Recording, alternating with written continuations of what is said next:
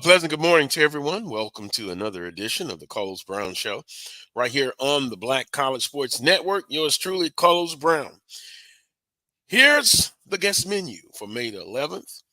Charles Edmond will join us, Coach Vann Pettaway, A.D. Willa Brown, and Richard Morgan Williams, all scheduled to join us on today's show. Here's simply what's trending. Southern University, last baseball weekend in conference play, they took 2 out of 3 from Alcorn State. Quite honestly, I thought it was going to be a sweep, but they didn't get it done. Also, the SWAC 2024 softball tournament update, and we can say this. Jackson State, the tournament champions for 2024. Charles Edmond will give us a critical update. He called all of the games for the SWAC 2024 softball tournament. SWAC baseball is simply in the bottom of the ninth. Very shortly, the regular season will be over. Then it's conference play. And then the NBA playoffs continue. We'll talk a lot about that. We'll get Coach Pettaway's expert analysis on the NBA playoffs. And also, another coach has met his fate. Unbelievable. Who's running the show? The players or the coach? That's what's trending on the Carlos Brown Show. Now, the panel appears. Coach Pettaway. And we scheduled also to have Charles Edmond, of course, A.D. Willa Brown, and Richard Morgan Williams. Where's Coach Pettaway at? Where's the panel? Here we go. I'm right here. All right. Yeah. Coach Pettaway, good morning. How you doing? Doing fine, man. It's a little chilly here in Huntsville this morning. We woke up in the 50s today, so it's still a little chilly before noon. Oh, wow. It's been in the 90s here. And it's tough. It's tough. It's the beginning of a brutal summer once again. But all is well here in Baton Rouge. Southern baseball, still concerns. They won 2 out of 3 against Alcorn State. I thought they would get the sweep. And then yesterday, their nemesis, University of Arkansas Pine Bluff, they won 2 of 3 against Southern in Baton Rouge, and they start off the series winning 7-6 against Southern University. So once again, this baseball team, it just depends which team shows up, but we can safely say consistently inconsistent, Coach Pettaway. Right, in 4th place right now, but nobody has figured out in the West what to do with Texas Southern. Gramblin's breathing right down their neck, but baseball, you're going to have the ups and downs. And then I think also when you look at some of the scores, they're scoring a lot of there are a lot of runs being scored in baseball, and I don't know if that's a sign that the hitting is way ahead of the pitching, or are we getting the big scores on days where the best pitchers are not pitching? With the rotation, sometimes you don't have your number ones and your number twos going on the mound. So maybe that's what it is. Maybe when Charles gets in, he can explain it a little bit better. But when you see scores like that, that's teams scoring, over 10 runs a game. I think it has a lot to do with pitching. They don't have the aces on the mound. Well, we've talked about it before, quality versus quantity. And in some cases, it's been both. But WBCM says pitching is at a premium. Yeah.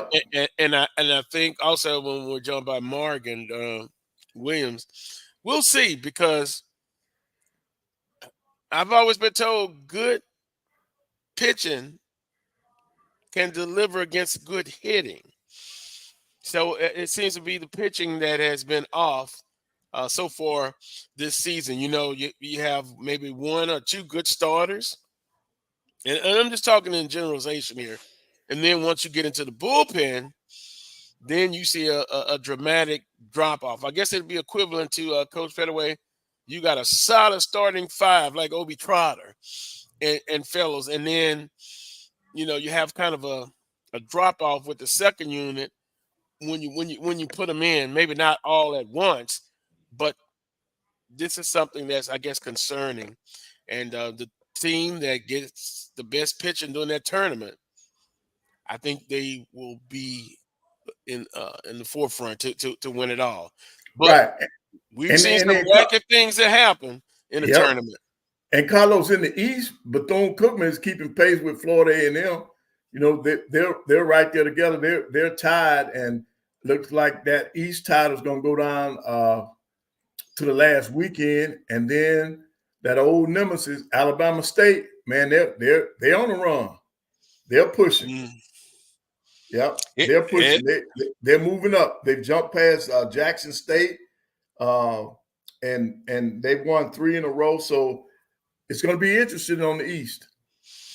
Well, yeah, I still say FAMU is number 1. If I had to rank my top 3, then I would go with Bethune-Cookman and then Texas Southern, Grambling State number 4. Let's see if we can add Charles, and then we will transition to SWAC 2024 softball tournament update. Congratulations to JSU. They get it done. Good morning, Charles. Good morning, fellas. How you doing? Good morning, Charles. Doing fine. And yourself? Doing well. Did 14 games but we crowned a new champion. And so I think congratulations to Jackson State.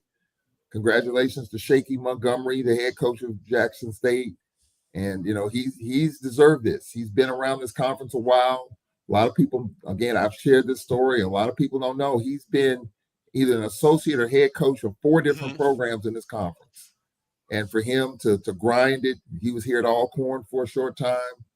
For him to do what he's done and to be able to hoist that championship, that's a pretty good story because he's been up against it. And personally, I was kind of worried about him. Ashley Robinson doesn't like stale programs. And I felt like at times Jackson State softball might have got a little stale. They get to the tournament, can't get over that hump. But boy, did they get that done in a big time and hoisting that championship. Well deserved. Yeah. An exciting tournament. Got a chance to watch when I could. Also, I think yesterday I was watching when you had the commissioner on, and it's always interesting to get information while you're broadcasting the game, and then you get the tidbits from the commissioner, Charles. Yeah, he's first of all, I just want to say, just from a personal standpoint, just blessed to be able to do this for the conference. I want to thank the commissioner, Andrew Roberts of the SWAC office and the SWAC brass.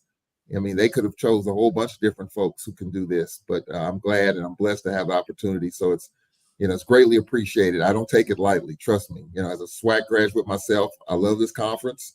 We're all a part of this conference, and I want to see it uplifted as high as possible. And that's why when I talk to the commissioner, I just want to see where things are.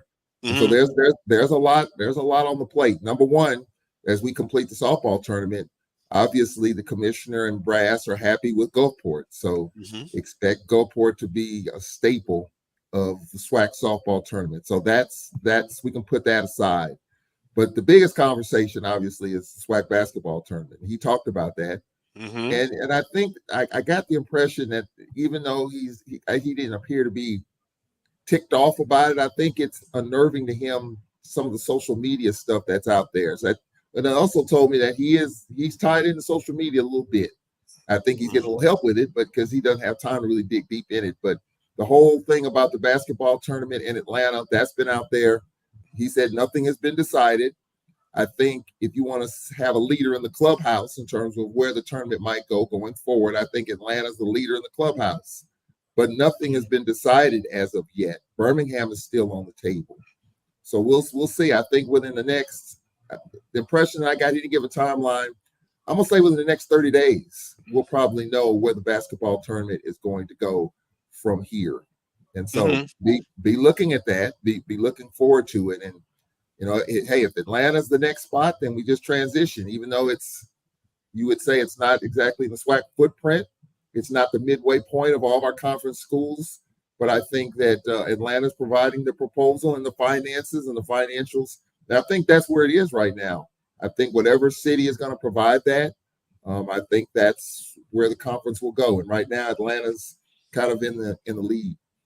Yeah, and he did mention that, and I think you brought up the point that it's kind of moved around a lot, but they would like it to be in one place and then just be there for a while. So it does depend. But I got the impression, I wouldn't be surprised if it is in Atlanta, and like you said, it will be announced shortly. Two, I know the commissioner is always into social media.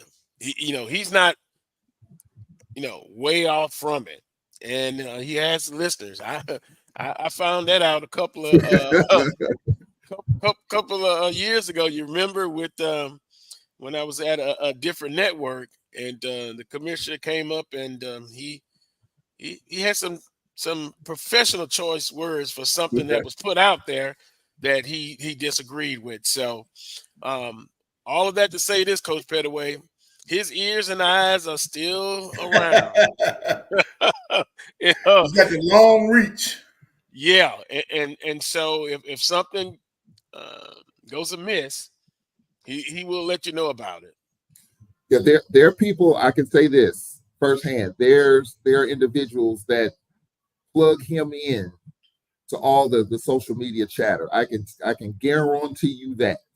So he may not see it himself, but there are people on the periphery that keep him up to date of what's going on with social media, all the chatter and all the hearsay and the naysay, whatever. But the other part about this, Coach Pettaway, we talked about it.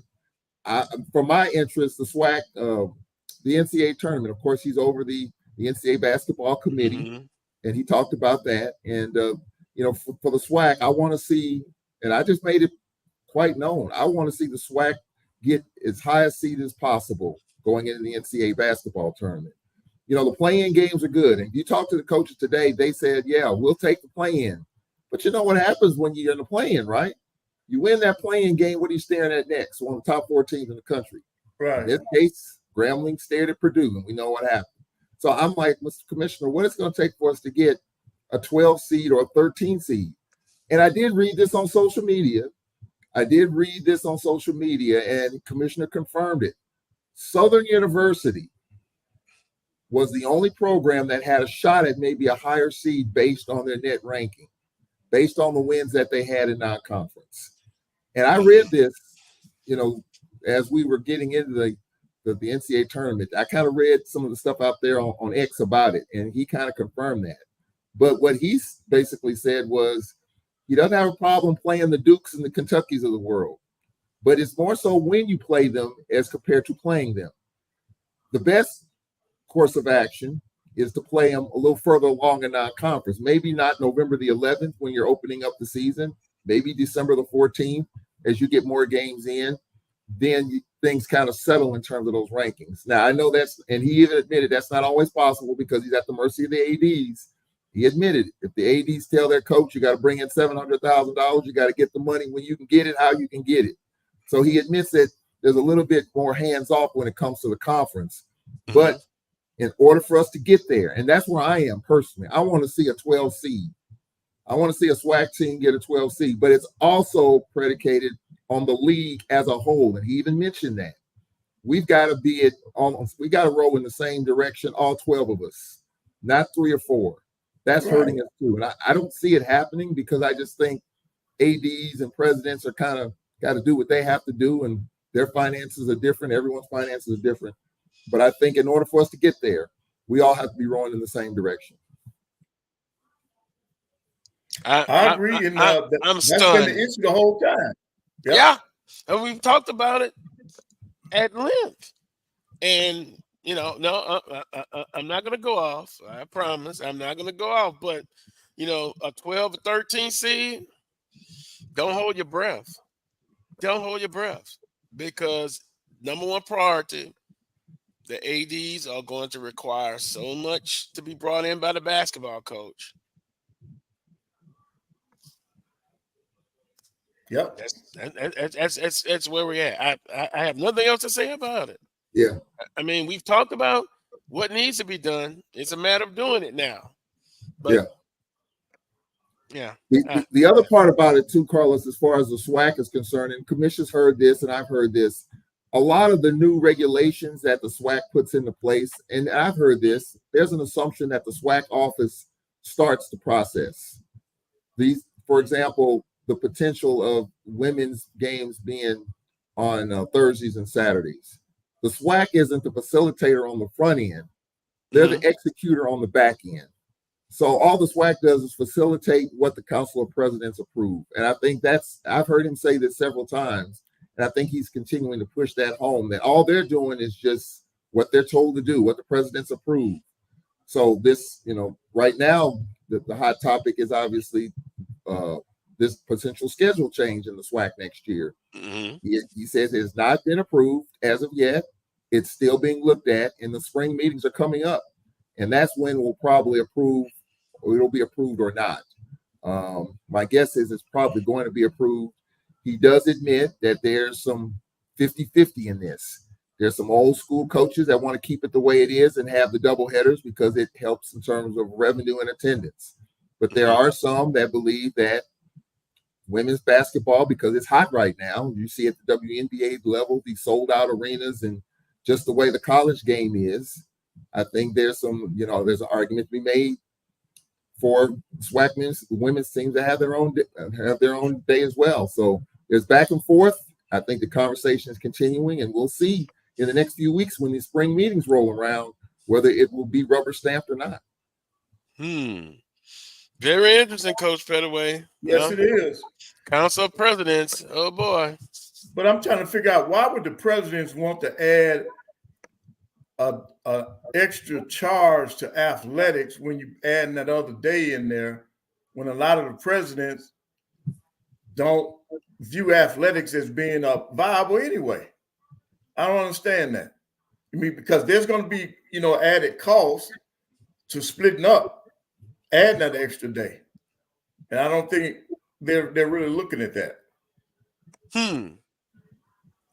Yeah, it is going to be some extra stuff in there for sure. But I think I have a feeling that the numbers are being crunched probably as we speak on it, as we get to, because the spring meetings are right around the corner. So within the next few weeks, we're going to know one way or the other whether this thing is going to get approved. My sense personally is that it's probably going to happen. There's going to probably be some pushing and shoving, but I think it's going to probably happen because it's probably too far out there for it not to happen. But I think from a cost standpoint, and Commissioner said when it comes to money, we should not be talking about the SWAC being broke. I think that's another thing that he keeps pushing home. SWAC's got money. SWAC is in a better financial position than they've ever been. But I think it is going to be an interesting dynamic in terms of travel, because you're going Thursday, Friday, Saturday. It's going to bring some extra dynamics in this in terms of finances and travel. But I think schools have already looked at it. It's already probably out there. Administration probably already know that this could possibly happen, and they're probably crunching numbers on it. Even though we're talking several months out for basketball season, I think they probably already are looking at this. Right. Well, you have to, because when you think about it, let's say travel.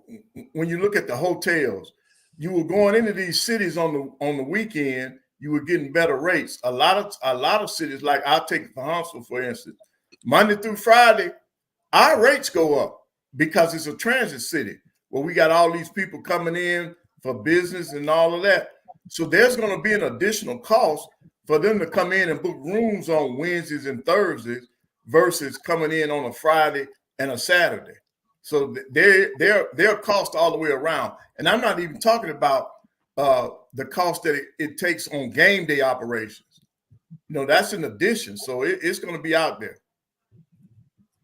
I wonder if Charles, you think they have the votes? They will have the votes to pass it. If I were to put any money on it, I'm going to say yes.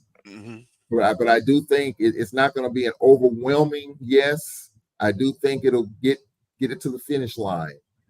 And so as long as you get a toe on the finish line, you finish the race. I think it will pass, but barely. That's just I don't think it's going to be overwhelming. I think the commissioner kind of opened my eyes a little bit when he said there are some people that still believe that you make more revenue when it's the double headers. But I understand the other side too. I understand women's college basketball is growing, and the women's game wants their own platform. I get all of that. I'm not against it. I just think that this may be the time to do it. It's been talked about before. This is the first time we've talked about this. I think we've kind of, whispered about it, but now, the conversation is louder. And now I think because the women's game overall is on the upward trajectory from the WNBA level all the way down, I think it's an opportunity to try to open the window a little bit more to see how this is going to go. We're going to see if this thing passes. We're going to see on Thursday nights how this thing's going to go, because it's double headers on Saturday nights. Mm-hmm. And then we're also going to see for the men on Monday nights.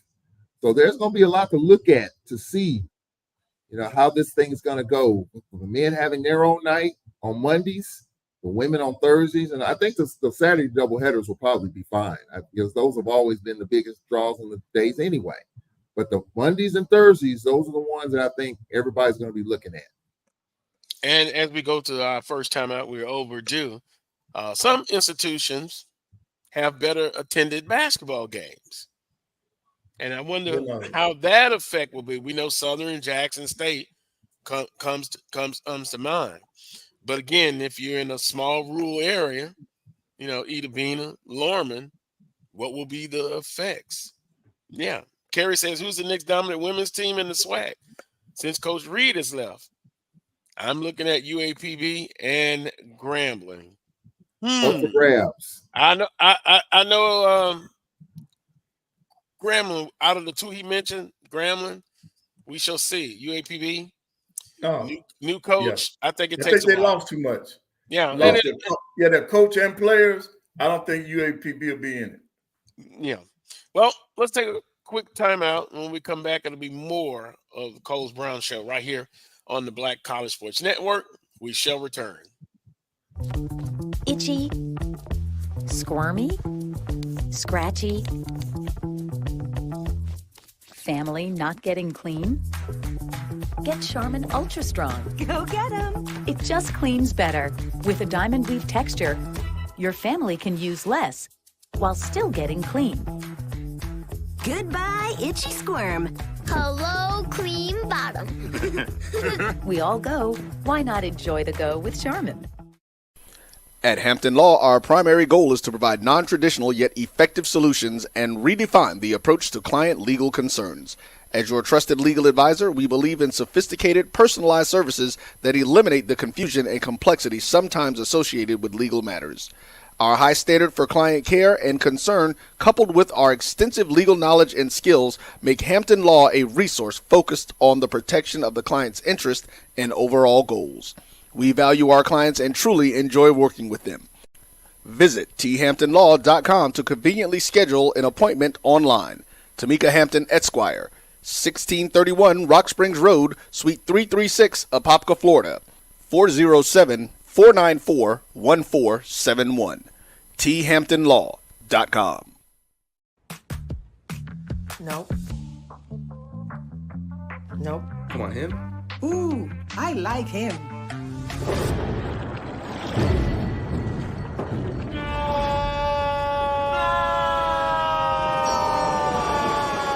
Quick, the quicker picker-upper. Bounty picks up messes quicker, and each sheet is 2 times more absorbent, so you can use less. He's an 8. He's a 9. Bounty, the quicker picker-upper.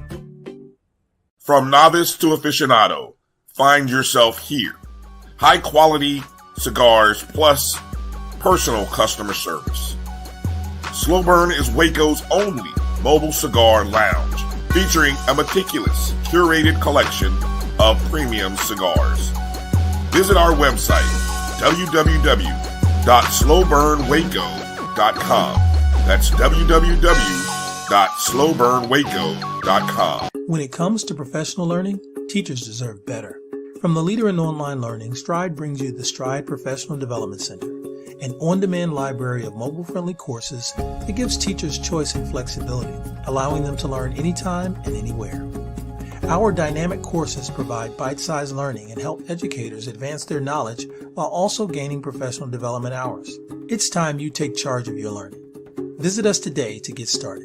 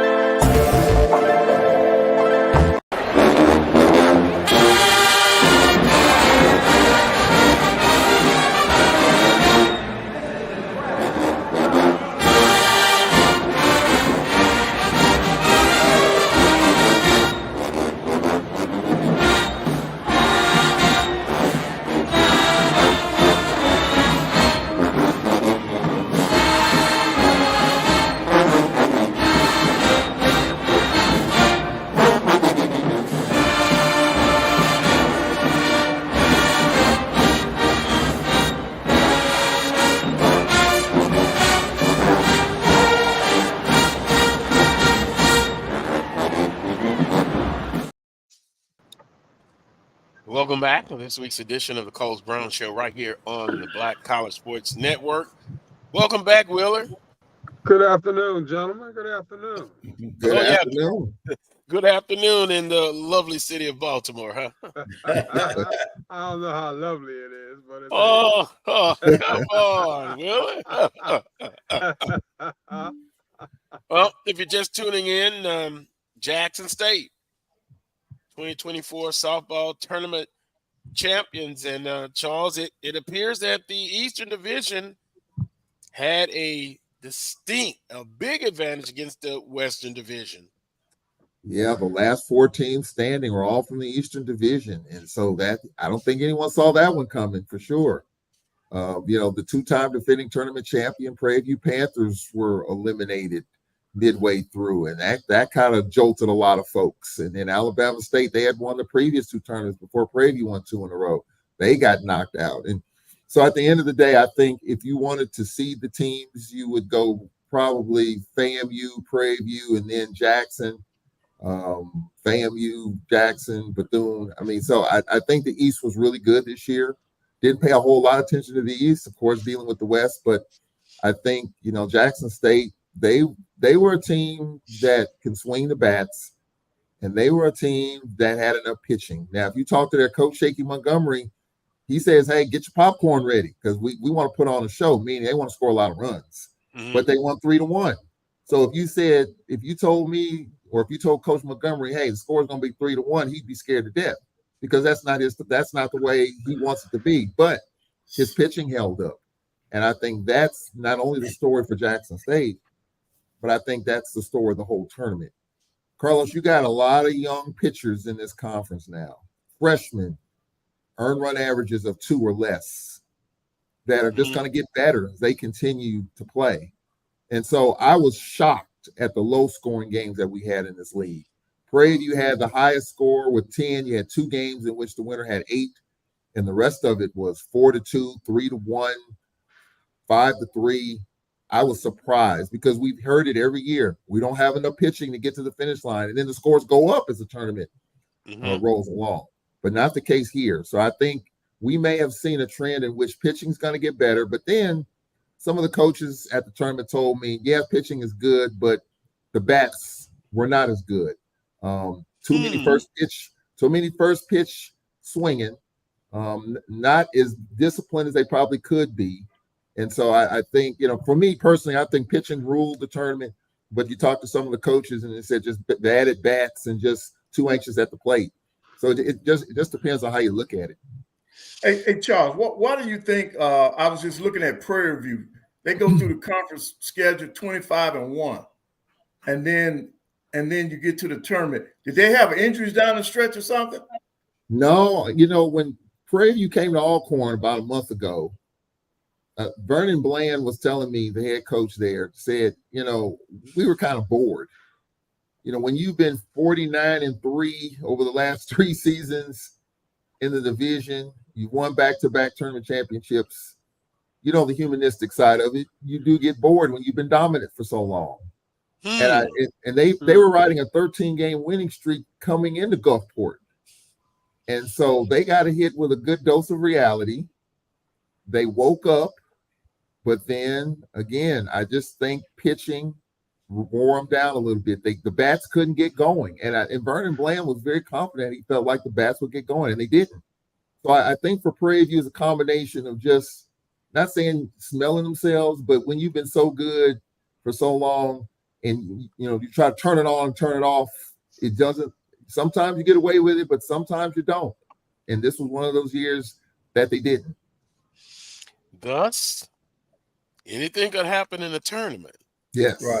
Now, if it was not a tournament setting, say if it was just based on the regular season, Prairie View A&M is in there, overall best record. So that is the danger of the tournaments. It's excitement. It gives people a second chance.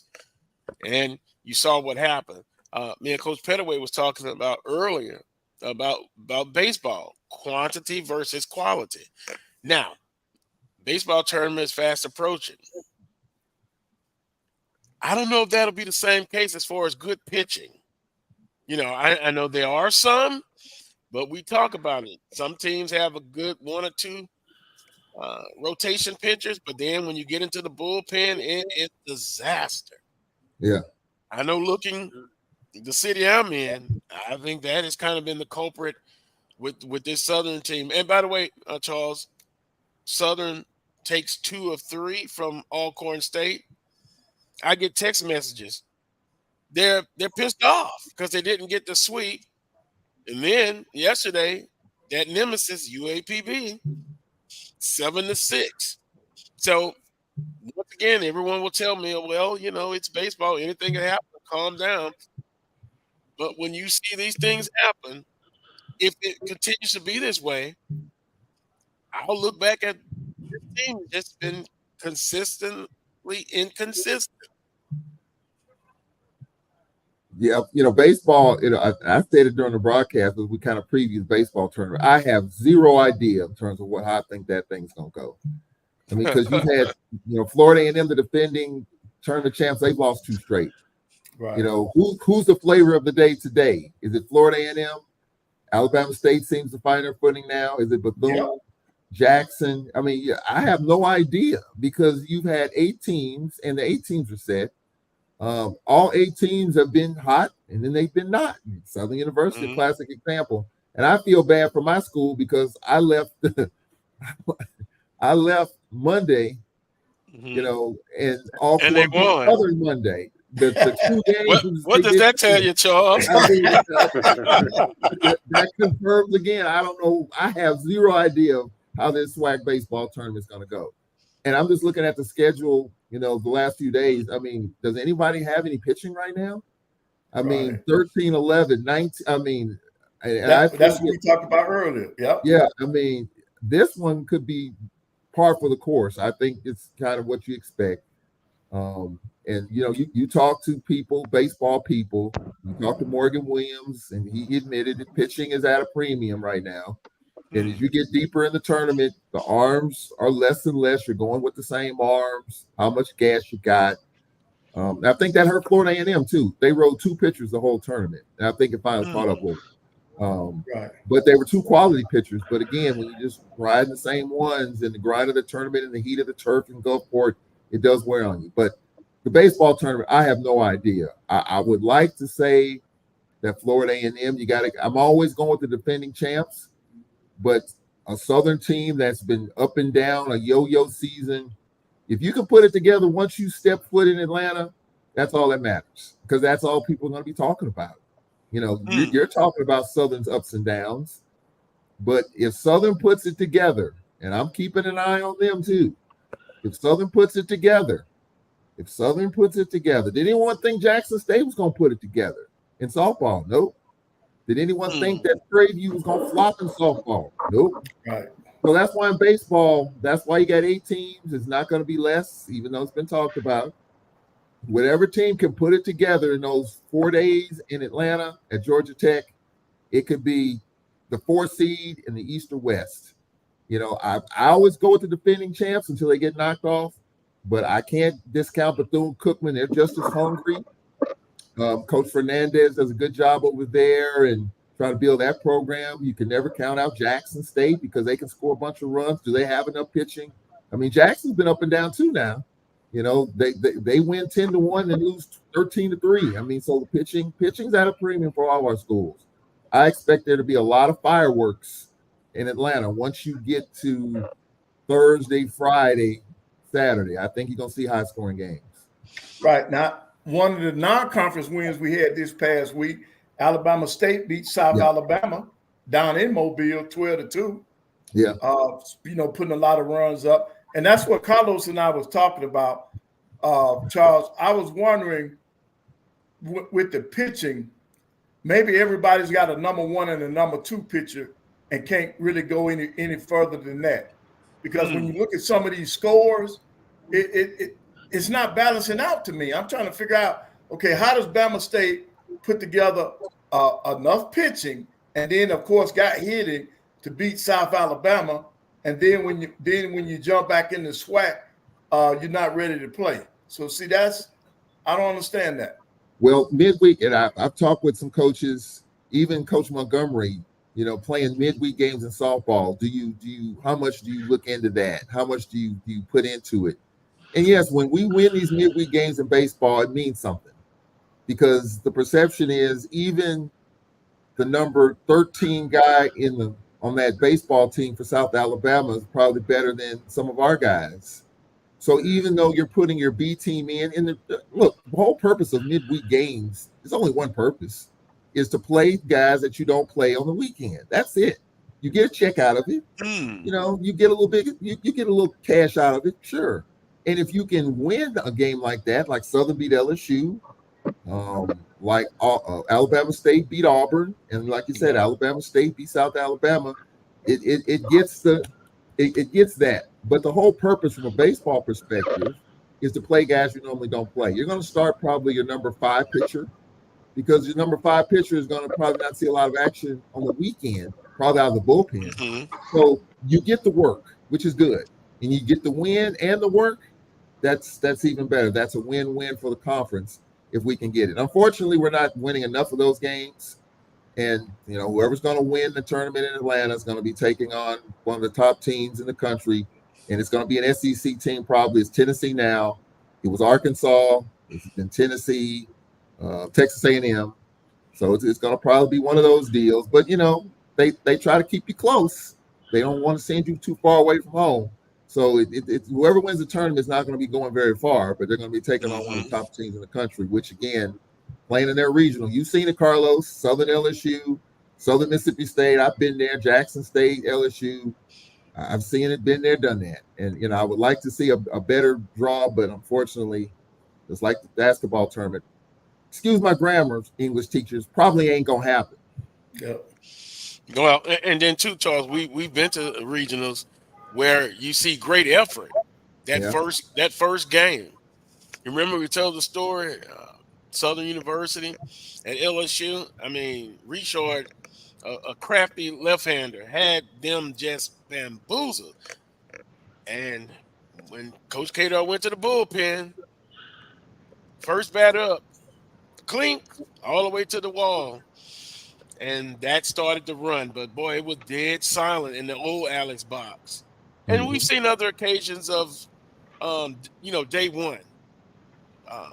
The baseball teams from the conference pretty much have done a good job, but it's double elimination, of course. Then that second game, it drops off tremendously. So I guess that is still the goal, to develop, quality and quantity in baseball, SWAC baseball pitching. Well, I think about several years ago when Jackson State won it. I think it was their second straight tournament title. They went to Louisiana. Lafayette, yeah. They were the number 1 team in the country at the time. And Jackson State beat them 1-0. Now, they lost the last 2. But they got that first one, and people say, "Oh man!" But then, as you mentioned, you because you're not going to go with your number one in day two because you just went with your number one day one. And some coaches' philosophy, some coaches will not go with their number one day one. Number two. Some coaches will go with their number two or maybe number three and double back around in an elimination game if it gets to that.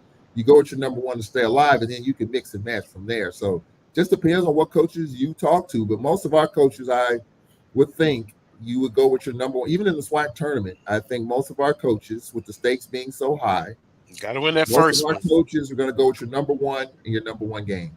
Mm-hmm. Yep, and Wheeler, you got to do it that way. And then hopefully you can string together a package of the bullpen pitchers to just, if they can give you 3 innings here. 3. I remember seeing Southern do that. Look, hey, can you give me 3 innings? Next pitcher, can you give me 2? And you just hope. I mean, I think like you guys said, you never know what you're going to get after your top guy. So it kind of behooves you to put your top guy out there first, to try to get that momentum, and then try to keep that momentum after that, because if you go out there with your second or third guy first, you lose all semblance of any kind of momentum you could get, that sort of thing. Then, you're digging yourself in a big hole, and, you're trying to depend on your number one guy to pull you up out of that hole, as opposed to just trying to maintain the status quo in terms of that high level that the number one guy can give you on day one. So, I mean, 6 one way, half a dozen the other, I guess, but, we have to find a way to get it done. The other part about this too, guys, is pitching is one aspect. Baseball is a three-pronged thing: pitching, hitting, and defense. The one thing I've seen about our teams in these regionals, we're going to get opportunities. Second and third, nobody out. Second and third, 1 out. Bases loaded, 1 out. You have got to cash in. Because the momentum shifts. You're playing in front of 11, 12, 13,000 people. If you get a couple of runs on the board and get the fans quiet and get that home team a little bit on their heels, you have an advantage. And Carlos, you've seen it when Southern in their heyday, USM Regional and others. You're going to get opportunities, but you got to execute the little things. You got to play small ball. You got to execute. You got to move the runner along. It's just so many little things that can open Pandora's box for the home team when they come up to bat. And you don't cash in, you're just literally gift wrapping a game to some of these teams. I think sometimes that gets us too. And it frustrates me now with Southern and Mississippi State, how they had second and couldn't execute a bunt. And then it just, Mississippi State comes up and clinks one, seeing eye base hits, and those things happen. Nothing you can do about it. But you have opportunities. You got to cash in when you get them. And also making the routine play defensively. Yeah, got to hit the cutoff. You've seen a drop ball. The guy gets the ball, then he drops it. Maybe he's thinking about throwing first before catching it. And then those little things, and then it comes around. The other schools take advantage of the opportunities. Let's take timeout number 2 when we come back. Whoa, NBA playoffs. Coach Pettaway, another coach, has bit the dust. Yep. Jimmy Butler, I'm going to make a quick call to Pat Riley. Call Brazil for Jimmy. He's pissed off because Jimmy is talking noise and he's hurt. He wants an extension. Oh, a lot to talk about. And the Minnesota Timberwolves, Coach Pettaway, we were texting, man, they were doing a great job. But Denver says, wait a minute. Yep. Blowout last night, a critical game coming up Sunday. Yep. We'll talk about all that. You're watching the Carlos Brown Show right here on the Black College Sports Network. We shall return.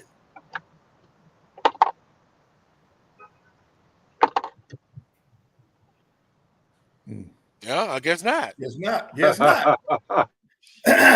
Well, let's continue on then. NBA playoffs. Some Denver good came games. back. Denver came back and beat the Timberwolves 117-90, and they played like they were the defending champs last night. They said, "Hey, we gonna do this," and they did it. And to be honest, the final score was not an indication of how dominant they were in that game. So now, like they said, it's not a series until you win on somebody's home court. But Denver's won it on their court, so now we got us a series going. Well, nobody's won on their home court, and Right. just as dominant as Denver was the other night, last night. Yeah. Minnesota was just as dominant. Right. And Coach Malone was angry. I think they showed that they were the chance, but they also showed that they were in a desperate mode. Yeah. It's like when you back a cat up against the wall, he's going to come out swinging and scratching and all those adjectives. So we're going to be interested Sunday night to see if Minnesota, and boy, Edwards, the Ant-Man, just had been tremendous. Yep. Also, Phoenix has fired their coach. Not surprised. Ham got fired. Who's running the teams? Is it the players or the coaches? I think the players. Yeah. The players. It's not the players. It's the superstars running the show. Yeah, it's the Kevin Durant's. And even though LeBron James has said he doesn't fire coaches, that's come on, man. Jeannie Buss is gonna call you for any hire that she's looking to make. The first call she's gonna make is the LeBron James. You gotta sign off on it. Gotta sign off on it. Gotta sign off on it. So hey, guys, I feel guys, the only place that's not happening is in Miami. That won't happen. No. I feel for Frank Vogel. I mean, he had one crack at it, and now you got Budenholzer coming in there. I don't know if that's the answer or not. He's a good coach, but I don't know. I think one of those stars has to go. Which one? I don't know. One of them has a no trade clause. Does KD want to skip town again? Devin, I don't know. I mean, I don't know what Phoenix is doing. I have no idea. And I'm gonna say this: I don't think that's gonna be the last coach that's gonna be gone. Mm-hmm. I'm eyeing Milwaukee. Doc Rivers. Should have never been hired. That's my opinion. I mean, these coaches. How many cracks at the apple he had? He's had a bunch of them. Right, but don't you have to get a guy a full season though? Doesn't he deserve a full season? No, Doc Rivers? Yeah. Yeah, but Darvin Ham deserved He another was year always too. a stopgap. He was always a stopgap. Yeah. I mean, he's a temp. He's a substitute teacher. Yeah. Class out. He headed back to the house. Here's my thing, Coach Pettaway. How about this? Now, I've been reading this. When Giannis and was dominant, who was the number one assistant coach on that bench? A guy by the name of Darvin Ham. The reports are out there that when Darvin Ham went to LA, Giannis's game showed some slippage. Do you think the Bucks roll the dice? And Darvin Ham's available now. I mean, even though his name's been rumored to be Charlotte's number one assistant, and Charlotte has a coach. What if the Bucks say, you know what? Let's bring Darvin Ham back home. Let's get Giannis back right, and let's get the Bucks back right. Can you see that coming? Yes, because Charlotte went on out and hired them a coach. So now Ham is no longer a candidate for Charlotte's job. So yes, I can see that happening. I can see it happening. I can see him bringing him on. Don't do it, Darvin. Don't do it. let Doc Rivers give his full complement of time there. But you know what? And you guys may disagree with this, but Holiday, to me, that is when he left Milwaukee. My goodness, right? Perimeter defense. He's just a defensive stopper, and sometimes one or two players missing can just disrupt that chemistry. The previous coach shouldn't have been let go. I mean, my goodness, they had one of the better records. I don't understand that. Decisions by management, upper management. You scratch your head sometimes. And yeah, But the management is being influenced by the superstar players. That's what's happening. You know, a lot of them don't want to go public with what they're doing behind doors, but a lot of these superstar players, in my opinion, they have too much power with these teams, man. Well, I agree with that. I mean, and we could look back in the day when Magic Johnson played. They still had that same power. Paul West had. But you've seen it more and more now, though. You've seen it more and more now. But Coach Pettaway, what does it take to be the makeup of a head NBA coach nowadays? I mean, and I said this on this show weeks ago. How many coaches that are right now coaching in the NBA are actually being listened to? There's a difference between being heard and being listened to. Right. All right, so Eric Spoelstra, we know that. Malone winning the championship, we know that. You hear rumors that Steve Kerr's voice is going a little hollow at Golden State because they haven't been winning. But Steve Kerr's got the cachet. He's won 9 championships. So I think you can say that, you know, they somewhat have the respect there. But how many coaches are really dug in and being listened to by the players in the league today? I mean, I'm just curious because with these turnovers, we've seen 2 already in a short period of time, Darvin Ham and obviously the coach there in Phoenix. But who's next? You know, is Billy Donovan in Chicago? I mean, I'm just wondering. I mean, this is still early in the process in terms of some of these coaches. Organizations ready to move forward. You got these superstars and you want to sell tickets. You want to sell out these stadiums with these stars. What about these coaches? I mean, because it takes a staff. Right. And I think that's why you don't see a lot of these coaches jumping out there at some of these jobs. Like, who would have thought that the Lakers' job would still be open now? Nobody wants to go. Everybody's being cautious about going into that situation, man, because they know that the players between AD and LeBron, they're pulling all the strings in that case. But now you look at the Knicks. I think they're listening to him. Yeah. Now they are. Yeah. I don't think they necessarily were a couple of years ago when they weren't winning. But winning changes everything now. Winning changes everything. You know, you're being heard when you're losing, but you're being listened to when you're winning. So yeah, I think Tibbs, there were some people calling for his job a couple of years ago, but he's on top of the world now. But you know, I think people have finally bought in. They got the right pieces, the right veteran leadership, and so I think that's working for right now. But you know, there are these other cases that I'm just, you know, my Lakers, and the rumor is, you know, it's been talked about, Carlos. They don't pay top shelf in LA to be a coach. So to deal with that drama, to deal with Hollywood, to deal with all that other stuff, you want to get paid as well as taking the criticism. And the Lakers aren't willing to do that. And that's why you got JJ Redick's name out there, and you got some of these other names you haven't heard of. I mean, I get it. But, you know, is it going to solve the problem? Because right now, the battle for LA basketball is high. The Clippers got their own place. Who's the basketball king in LA right now? And I think that's a huge hire for the Lakers, because if the Clippers get it figured out, which I think they need to blow it up too, but let's say if they don't and they get better and the Lakers continue to struggle, who's going to win that dollar in LA as far as pro basketball? Right. Well, and Charles, you know why JJ Redick is his name is being mentioned. Podcast. Because that's LeBron's boy with the podcast. Yep. And why would LeBron want JJ Redick? So he can control it. So he can have things his way. That's the only reason why you would bring a guy in who's never been a head coach on any level, but he's gonna go straight to the NBA and be the coach of the Los Angeles Lakers. Yeah. For one reason and one reason only. We've seen that in the SWAC conference. Come on, Carlos. Come on. Also, well, you know, you step up in the front of the line when people have been in the line just looking for the opportunity. Well, we see how that will go.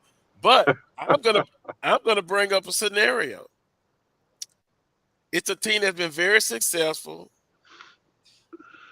got a young superstars. They got blowed out at home, game 2, like they did against Miami. And there's rumblings. Think about this. Boston Celtics. Great regular season. If they fall short, because Coach Pettaway pretty much, I don't know if Coach Pettaway was talking with Coach Graves. he believes the Knicks can get it done. They're tough and savvy. But what about Boston Celtics? If they fall short, even if they get to the NBA championship, Coach Pettaway, and they lose, I think their young coach is going to get even more heat. He's got a little heat now. By the way, I think the Celtics win tonight, though, and they win the series. But the pressure's on the Celtics. Right. The pressure's always been on the Celtics. Now, I don't know about Coach Graves, but I picked New York when they were healthy. I think they got too many injuries now. So they just lost Robinson, and they lost somebody else the other night, and Brunson's not 100%. So if those injuries are still there, there's no way the Knicks are going to beat the Celtics now. In fact, the Knicks are going to have their hands full getting away from the Pacers. The Knicks are going to have, if they're not healthy, the Pacers are going to get them. But a healthy Knicks team will meet Boston in the championship, the Eastern Conference Championship, and then the Knicks have an opportunity to beat them only because Boston does not play well at home. And, you know, that's been their Achilles heel. Right. And then the national prognosticator said they didn't shoot Boston as many three-point shots as they normally do, but they still, I was telling my coworker this, they love that three-point shot, and when it's not working, they still continue to shoot it. And I put up the scenario, looking forward, it may not happen. The Timberwolves, great defense, especially on the perimeter.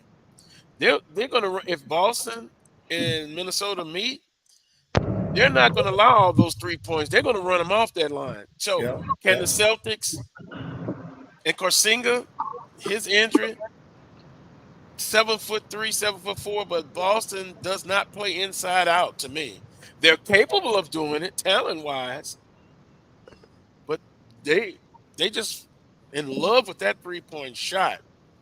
And if it's not working, it makes it tough. I believe in playing inside out. Well, that's just me. Hey, Donovan Mitchell says the same thing. That's why he keeps driving on Boston, getting in the paint, getting those paint touches. But Boston, if they're not healthy, if Porzingis is not back, I just don't see them. Winning the whole thing. And see, I thought in the West it was Denver, but up until last night, they weren't playing well. They played a tremendous game last night. But is that going to continue? Will that continue? And then another team that we're not talking about, them young boys at OKC now, they're the number one seed in the West. Yeah. They got a pretty decent team, and then they let Kyrie and let your boy get Luka get going the other night. So see that can't happen. That cannot happen. OKC can defend. They got people that can defend on the wings. They get out. To me, Alexander should be showing the people that, hey, you all were wrong not to pick me as your MVP, and I'm gonna show you on the court. Well, they got to pick it up. Dallas slapped them in the mouth the other night. They got to respond. They must respond. Yeah. Well, I think the moment may be, I mean, I like OKC, a young core. I mean, they've taken their beatings over the years. They got a bunch of draft picks that they're piling up over the years to improve that roster. I'm still going to go with the veteran presence of Dallas. I think the moment is going to maybe start to get a little big and the lights bright for OKC as the series shifts to Dallas. OKC better get one in Dallas. Because if it's 3-1 coming back to OKC, it's over. I can't see OKC winning 3 straight. Now, as far as Missoula goes, I think the voice of reason there is going to be Brad Stevens. I think Brad Stevens believes in him. And I even though I know fans probably a little anxious in terms of Missoula, can he get the job done? I think Brad Stevens, I think people believe in him as an executive there in Boston. Just my opinion. I'm not there, but it just seems like if you watch him, and I saw him the other day on a show, a pregame show or something, his demeanor, his calmness, just his focus. He was a coach there. He's an executive. I think if Brad Stevens says, let's give him another year, I think the Boston front office will probably do that. Even though fans might say it's time to blow it up, but how do you do that when you've been so close? I mean, how do you tear it all down? And what coach could come in there and improve that situation? Well, see, here's the point, and I think I asked Coach Pettaway this before. On the surface, doing great. What they've been to the NBA championship a couple times, right? Yep. Miami stopped in the East Conference. Well, Charles, when does the point that you say, okay, I'm satisfied with this, continue as is? Or, Coach Pettaway, when do you make it to the next level and get the championship? For some, I know, Charles, that would be fine for you. Doing what they're doing, that's fine. I understand that. Me, I'm built a little different. After a while, Wheeler, you're gonna have to kick that door in. So I guess it's like, let's make a deal. I got a brand new Rolex watch, but you can keep that, or you can pick what's behind curtain number 2. Now, we don't know what's behind curtain number 2. It could be a lemon. It could be. So those are the choices. Stay as is, or when the point comes that you have to kick it in. And I could give another example, but I'm not going to do it. I don't think you ever want to stay as is. That's not the intention. But kick the door in once or twice, right? The bottom line being, you right there and you fighting. Hopefully you're trying to find out what it is that you need in order to take that next step, in order to kick that door in. But I don't think anybody's satisfied with just being at the door, Carlos. Well, you better kick that door in. But at the same time, like I said, if you go to the extreme, just go, because they can't get in that door, but they're right there at that door. You never know what's coming behind that next coach, and being able to get to that door is going to look a whole lot better, as opposed to that next guy that don't. That's all right. I'll be waving. Yeah. But I'll be waving at you on the other side of the door, because I took a chance and you're still there. But that's fine. That's fine. That's the choices you make, right? But anytime you're looking to take steps forward, and this goes for the pro level, maybe even at the collegiate level, when you're talking about coaches, and maybe not so now because of transfer portal rosters flip every year. How many steps back are you willing to take to go forward? Because every coach is different. The roster has to change. Now, in the NBA, you got teams locked in. Phoenix is locked in. The Lakers might have a piece or two they can move. But there are a lot of these teams. Boston, I think, is locked in. So what are you willing to do to kick that door in? Are you willing to burn the house down just to kick the door in? Wait a minute. You can't burn the house down to kick the door in. I'm saying, but you're gutting it though. I mean, because you got these pieces. Because when you bring in a new coach, the talent's already there. The talent is there, yes, but the processes are different. The talent was there in Phoenix. You're talking a whole different dynamic, Carlos. You're talking about a new attitude, a new guy, somebody that's got to get used to the environment, got to get used to, the new players and the atmosphere and the whole 9 yards. It's just not a thing. It's the NBA, Wheeler. Picking up the ball and running with it, Carlos. It ain't that easy. It's the If NBA. it was that It's the easy, NBA. if it was that easy, Carlos, everybody be doing it. It ain't that easy. Golden State has some decisions to make, Carlos. Golden State is the one team they've kicked the door in, but now the door's shut on them a little bit. Now they're ready to kick it in again. They got some decisions to make with Klay Thompson. They got some decisions to make. Steve Kerr's not going anywhere, but they got to make some decisions. Wait a minute, why not? Why not? Why not Steve Kerr? Because he's had the cachet. He's had the cachet. He's won those championships. He's built up enough of a solid resume to the point where if you make a change at Golden State, then Draymond, Klay, I think anybody other than Chef Curry is available. Then that whole dynamic changes. That whole dynamic changes with a new coach. It should because they're not getting. Look, they've won titles. It may be just. It's like a cocoon. The time has come. You gotta let it go. It may be time in terms of the makeup of the team. Yes, thank them for what they've done. You know, but it doesn't necessarily mean that you gotta let the coach go. Oh. So here's a guy that's giving you 4 championships or what have you.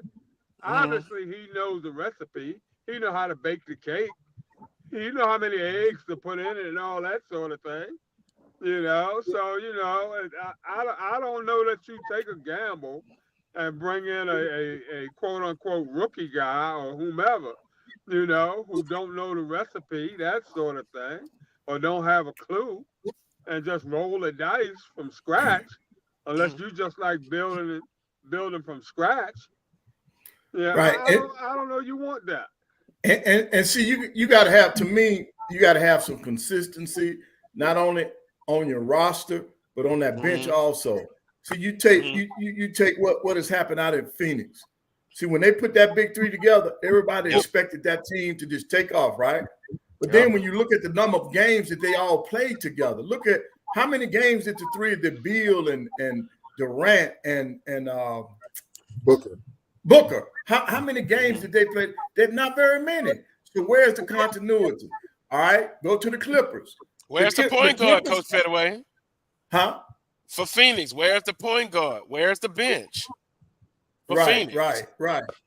Non-existent. Right. So that's what I'm saying. See, you can put the big three together. You still got to have other pieces to go around them. And I think what is happening in the NBA, the guys that are going to these teams, they're getting the big contracts, and so there's no money left over to supplement the team. And I think that's a big issue, man. Okay, and playing together. It goes back to management. I'm sorry, go ahead. Yeah. No, you're right. It does go back to management. But the management, a lot of the management people will not turn down that big superstar if they think they're looking at the gate receipts. Well, this guy will bring in more fans. He's going to have the turnstiles clicking. We need him. But now if that superstar does not go in there with the idea of we need to build a team around me, then it's not going to work. Because if he goes in and he takes max dollars, that means that they're not going to have enough money to put other people around them. And I think that's part of the problem in the NBA now. With that salary cap and your superstar players maxing out, you cannot put enough talent around them. And then the other thing to this, you got to be able to play together. Even in Los Angeles, the Clippers, those guys, they have not played together enough. They have not played together because if Paul George is not out, then it's Leonard. If Leonard's not out, the only constant they got, Westbrook doesn't miss many games. But he's still the odd man. He's still the odd man out because they're bringing him off the bench. And guess what? We didn't mention it, but the way the climate is in the NBA, from what you guys are saying, then I think Lou may be in trouble. LA may not have the two coaches you've seen in the last couple of seasons. But the rumor is that Ty Lue's going to get an extension because his name was mentioned for the Lakers opening, and it looks like Steve Ballmer's going to extend him. So Ty Lue's not going anywhere. Ty Lue's not going anywhere. So that you can take that one off the board. Now, but the Clippers are on the precipice too. What are they? I mean, they're moving into a new building, and I've said this on this show before. Anytime you move into a new stadium and a new arena, it's like you got a new franchise. The Bears are on the clock. They're gonna have a new stadium in 3 years or whatever it is. Caleb Williams better get it done, or else there's gonna be a new coach. Or it's gonna be a quarterback. It's gonna be a whole new front office when that stadium opens. Buffalo's another one now. With the exception of Josh Allen, he's off limits. You're paying him big money, but everybody else is right for the picking if that franchise doesn't turn it around in the next few years. But for the Clippers, they got decisions to make too in terms of Kawhi's not available. Paul George, you've heard his name mentioned in terms of going east. The Clippers got some big decisions to make too. I mean, because it just what they're doing right now is just not getting it done. It's just I like the Clippers. I like Ty Lue. Wait a minute, they're not. Now the formula. Wait a minute. They've been successful. They're getting the playoffs every year. That's it. That's Miller, it. I know you say they're good. They're doing it right. And by the way, OKC, their management team, boy, they're sitting pretty with their picks. That's the way to build a team, an organization. But they were also they're so young, they haven't got to the max contracts yet. Right. Mm-hmm. That's the reason why they're able to do this. All right. The last time this formula worked was in Miami. When LeBron and all those three guys got together, what was the first thing they decided? We are not going to take max money. They all, LeBron, Bosh, and Wade, all declined max contracts so that they would have enough money to put other players around them. A lot of one-year contracts. Yeah. Right. That was a business decision, and it worked out. But now it's just the opposite. I'm sorry. Go ahead, Charles. And another case, too, Boston. If you go back to when Brad Stevens took over that team as head coach, what did they do? Paul Pierce was let go. Kevin Garnett. Rondo. I mean, they max contracts. Boston cleared the decks too for them to have the type of money to bring in the Jason Tatums. And so at some point, you've got to clear the decks if you want to build from the ground up. And OKC, when they had KD and they had James Harden and Russell Westbrook, that was great. But then they were awful after that. They had high picks. They accumulated those picks, and they were bad for a number of years. And now they've got enough assets to be able to build a really good team around them. I would love to see guys, KD, go back to OKC. I've been thinking about that for like a month now. I'm like, what would that look like? I know it probably is not going to happen, but just like LeBron came back home and you saw what he did, do you think KD is humble enough to where, you know what, get some young guys, go back? He was popular in OKC. I would just something I think about as a fan. Like, would KD fit in that culture going back home to OKC? No, he would One thing is, what would they have to get up to give him? What would they have to give up to get him?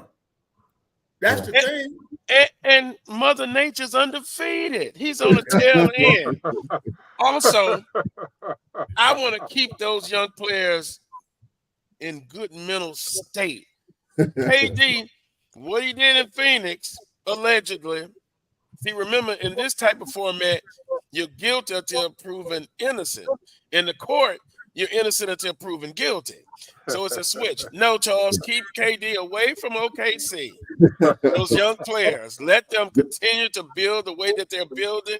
Yeah. And I say, watch out for them. Now, when the max contracts come up, those young players are playing well. They're going to want to get paid. Right. But then here's the thing. You were talking about Boston earlier. You do know that Tatum is coming up. His contract is coming up.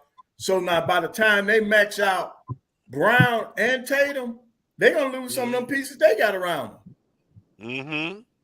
Because they both want to make max contracts. That's what $300 million tied up in those two, I think. Right. Well, it is the state of our sports culture now. You got to win now and win quickly. Yeah. If you don't, you're going to be let go. Coach Pettaway, during your time, Wheeler, your time is a little bit different now. It's win now and win quickly. Yeah. Yeah, but see, we're going to end up, it's the same thing, expectations, even in the SWAC. Now, you let's take Jackson State, women's basketball. That group of people at Jackson State is so used to winning. Now that Coach Richards is in there, she's coming in there on the hot seat. All right, and this is what the average person is not looking at. Look how many personnel Jackson State lost. The cupboard is bare, but their expectations are not. They still are going to want a championship team. You don't have those same players there. Coach Reed looked at her roster. She knew it was going to be an uphill battle. Not that she couldn't get it done. It's going to be an uphill battle. Now Coach Richards is in there. The fans and the alumni, they're not looking at that stuff. All they're looking at is that one-loss record. And I don't know. I don't know that you want to lower the expectations. You know, I mean, I think you want to keep things from a realistic point of view, no doubt about that. You know, but the bar has been set high, and I think you want to keep that bar high if at all possible.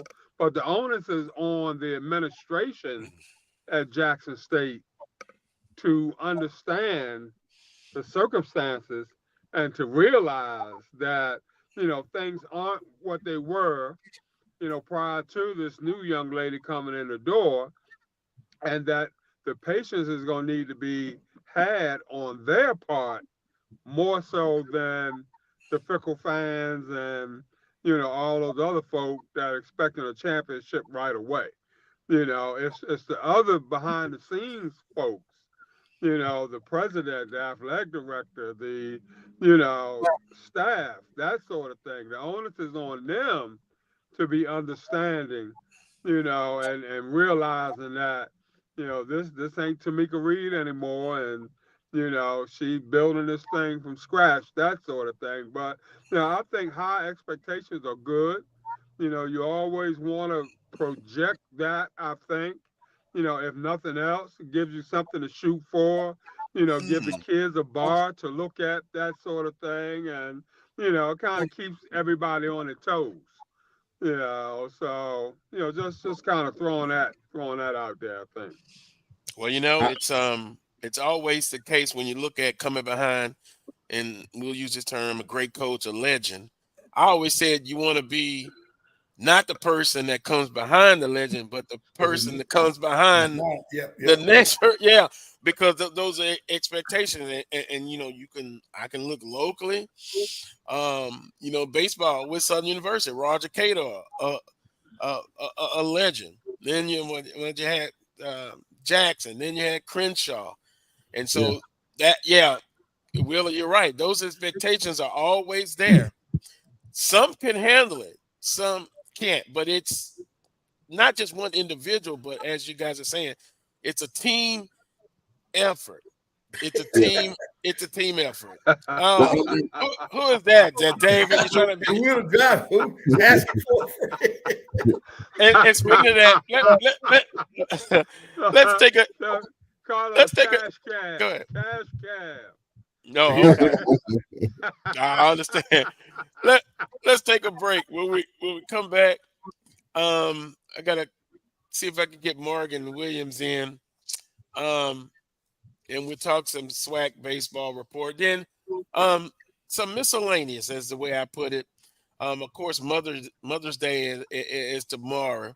You guys, if you would like to, even in the chat room, you can share a unique, touching story about your mother, and I got several. Oh boy, the Warm the Bottom Club is one. My mom believed in the Warm the Bottom. Yep, so did mine. Yeah, so you know that's not necessarily a bad thing, but we'll take a timeout. Another miscellaneous thing is, where would you go if you didn't attend your HBCU? Like, what would be your next choice? Whether if you could come back in time or do it over again. I actually got two because I visited both places. One is the color with maroon and white. But we'll discuss that as well. You're watching the Coles Brown Show right here on the Black College Sports Network. If you think all pads are exactly the same, think again. This is Always Ultra Thins reinvented with the Always Triple Protection System. This pad wicks gushes 90% faster, absorbs even more so you can feel dry, and locks odors in. Rethink your pad for up to 100% leak-free and odor-free comfort with the totally reinvented Always Ultra Thins. This is always like never before. The Cuvée Group is a Florida-based marketing and training consulting firm. We help businesses communicate to their target audience and engage them in conversation. We also help to expand their audiences, which will ultimately result in growth for those organizations. In addition to being a certified constant contact specialist, my colleagues and I are also certified in John Maxwell Leadership Principles. We use these proven principles to conduct workshops, training, and private coaching sessions for individuals and companies looking to take things to the next level. Contact us to schedule a free consultation. Issues today, don't delay, call Cuvée. As technology continues to bring changes to the world of education, it's time we also reimagine teacher professional development. Gone are the days of one-size-fits-all learning that can only be accessed at a specific time and place. The Stride PD Center is an on-demand library of mobile-friendly courses that allow educators to learn anytime and anywhere. Our dynamic courses provide bite-sized learning and help educators advance their knowledge while also gaining professional development hours. The best professional development plans are those that include a level of flexibility and choice for educators. Whether you're a teacher, school, or district, visit us today to take charge of your learning.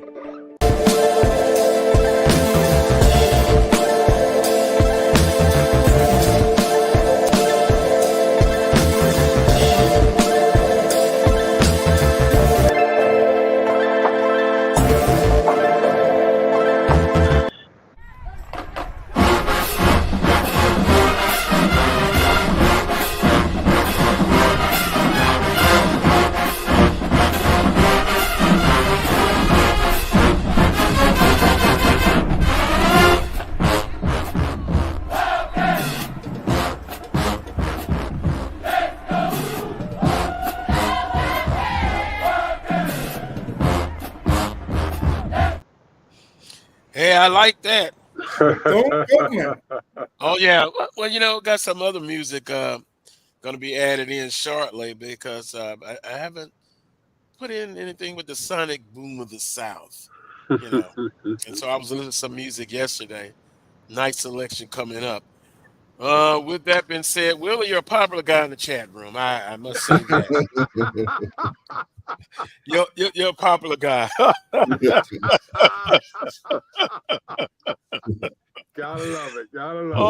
Oh, yeah. Welcome back to Coles Brown Show. Got about a little over 30 minutes left in today's edition. Once again, Jackson State, kudos, congratulations, 2024 softball champions. They get it done. SWAC Baseball yesterday, scoreboard looks like this. TSU, I guess they played a doubleheader against Alcorn, according to the scores, 14-5 and then 19-1. The reason why, Carlos, that they did that is because Texas Southern players wanted to get back for their commencement, and this is commencement time, and Coach Williams was accommodating. So they played. We had weather on Thursday, so they finished up, with that, and so they want Texas Southern to get back so their players can participate in commencement. Yes, congratulations to all of the graduates, because I see on social media, boy, It's a special time. Special time. UAPB over Southern 7-6. Let's see. 1, 2 out of 3 in Baton Rouge. Won the first game they'll play today. Can Southern bounce back? Tell me, Jaguar Nation, are you happy with how things are going? Just let me know. I can only give my opinion. Bethune-Cookman over Jackson State 9-5. Grambling State over Prairie View A&M 3-2. Alabama State over FAMU 6-5, and Mississippi Valley State over Alabama A&M 12-2. And that's a perfect time to add Morgan Williams to the show. There we go. Morgan, you're shaking your head, but Alabama A&M did get a big victory last weekend. No, but he's shaking his head because of that 12-2. I know what he's shaking his head for. 12-2 to Valley? Come on. Little bit too little, too late. And I know we spoke about it last weekend. A&M was in a perfect spot, albeit it was against Alabama State. They would have came in and handled business. The series started off great. A&M won game 1, got out to a huge lead, and lost it to Alabama State, but held on at the end and dropped the last 2, which pretty much puts us out of contention going into this last week. We would have been 3 games behind Jackson, which would have left us a little bit of a chance, and those guys did play hard. They're playing for their coach, essentially.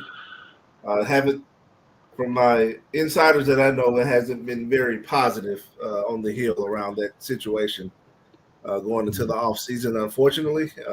I hate it for them, but it's not looking good right now for fans of Alabama A&M. Yeah, and, you know, how we titled on the show today, in the bottom of the night now because the regular season is fast approaching. Then you got the SWAC Baseball tournament. Charles, and I happen to, believe it or not, I happen to agree with Charles. I think it's wide open with this tournament. It's unpredictable who's going to win. I still think FAMU, the defending champion, I will put their percentages of winning again very high. Bethune-Cookman, Texas Southern, and then Richard, you talked about Grambling State, kind of right on the outside of the top 3. So all of that to say this: unpredictability, exciting, wild, some of the adjectives that will happen in this SWAC baseball tournament. And we also, once again, talked about quantity and quality pitching. That seems to be whoever can put together the best pitching performance, fielding, defense, they'll have an opportunity to win it. Yeah, and very interesting thing that we brought up. If you take a look at the SWAC standings, right now Bethune-Cookman is 1 game behind Florida A&M in the Eastern Division. So these former MEAC schools are coming in here making noise in the SWAC, and I don't like it. So that's why I was hoping Jackson State would pull it together a little bit, but Bethune they were my who I settled on as my prediction to win the East, and it's going to come down to the wire. The seeding, I know this is going to sound like a weird question, but because you have a couple of teams that are just even as far as performance-wise, is seeding really, really important, or can a number 2 seed or number 3 seed win it? I think seeding will be important for FAMU and Bethune coming into, if those are the teams that make it to the finals. I know this is a conversation I had, and I hope not to make people on here upset when I say this, but in my opinion, also, I believe that the East is considerably stronger than the West this year, and pretty much has been for the last couple seasons. And that's not taking anything away from teams like Texas Southern. I had a fan this past weekend say that everyone is high on Texas Southern, but it doesn't take a lot when you're only beating up on people in the West, which I felt that I don't know if I completely agree with that, but I mean, he had a point.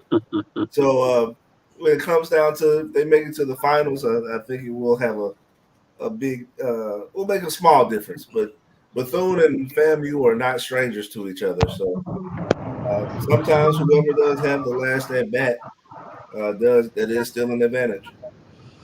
You know, that's interesting because if you look through what do you want to look? 1 through 4 or 1 through 6? FAMU strong. I think everybody agrees with that, right? Bethune-Cookman. Who's the number 3 team in the East? Alabama State. Alabama State. Who's the number 3 team in the West? Prairie View. Gramblin's pretty good. TSU. So maybe slightly better, but Charles, I think the West is kind of maybe getting a bum rap there. Yeah, the West has just been so fickle.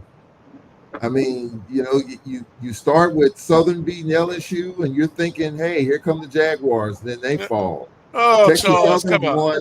Well, I'm just saying. I mean, let's have a conversation. I mean, I drunk the Kool-Aid because a win like that could elevate you from that point. It didn't.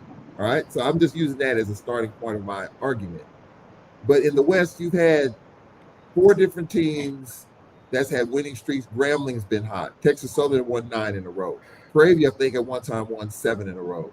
Southern University kind of got it going a little bit. So it's been the flavor of the day. Who's going to be the flavor of today in the Western Division?